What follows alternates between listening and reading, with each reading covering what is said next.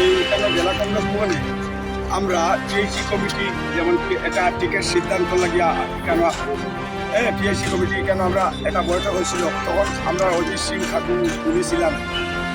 ওনার অ্যাবসেন্টে এটা আমরা proceeding copy সই লইয়া আমরা জেলা সভাপতি হঠাৎ করিয়া প্রসিডিং বই আমরা সই লিয়া ইটালিয়া তাই এটা ইলই গেলা গিয়া এইটা কোনো নির্দেশনা না নিয়া এখন অবধি আমরা জানি এখন পর্যন্ত এটা মিটিং হয় নাই।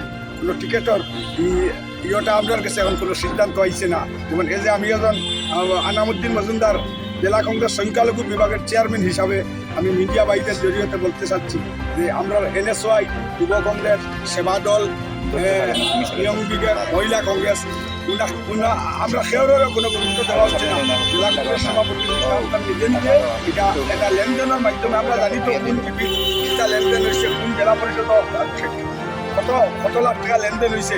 আমরা এটা আজকে মানে স্পষ্টীকরণ দিতে চাইয়েন না, আগামীকালকে দিব কোন জেলা পরিষদে কত টাকা লেনদেন হয়েছে, কোন জিপিত কত টাকা লেনদেন হয়েছে। টোটালি হাইলাকান্দি ডিস্ট্রিক্ট টোটালি একদম এটা জেলা সভাপতির আন্ডারে সব পয়সা কালেকশন হয়ে আইছে। ইভেন এটা আমরা সব জানি। এখন অব্দি খুলিয়ান না, আগামীকালকে খুলবো।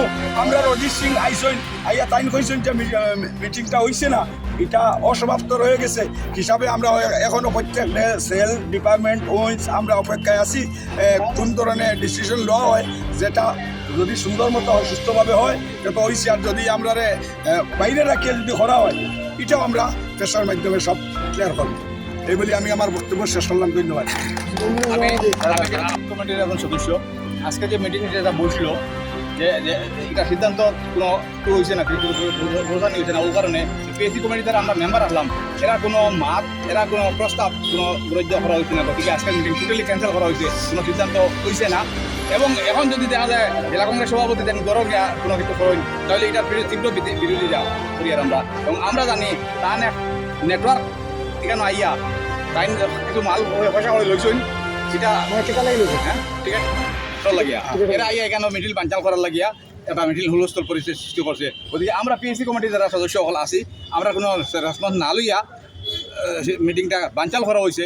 আর আমরা সিদ্ধান্ত আমরা প্রস্তাব না লওয়ার কারণে মিটিংটা ক্যান্সেল করা হয়েছে। অলরেডি মিটিং হয়েছে না, টোটালি মিটিং রেসপন্স করা হয়েছে। মিটিং জানি না কোন দিকে টান সাংবাঙ্গ লইয়া কংগ্রেস কোন দিকে গেছেন হাতা কুতা লইয়া। গতিকে আজকের মিটিং ক্যান্সেল করা হয়েছে, মিটিং কোনো সিদ্ধান্ত হয়েছে না।